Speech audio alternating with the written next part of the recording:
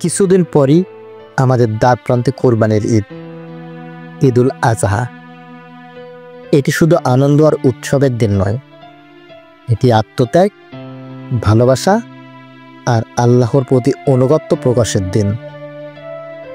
হযরত ইব্রাহিম আলাইসাল্লাম যখন প্রিয় পুত্র ইসমাইল আলাইসাল্লামকে আল্লাহর নির্দেশে কোরবানি দিতে উদ্যত হয়েছিলেন, তখন সেই ত্যাগের মধ্য দিয়ে শুরু হয় এক মহান আদর্শের পথ চলা।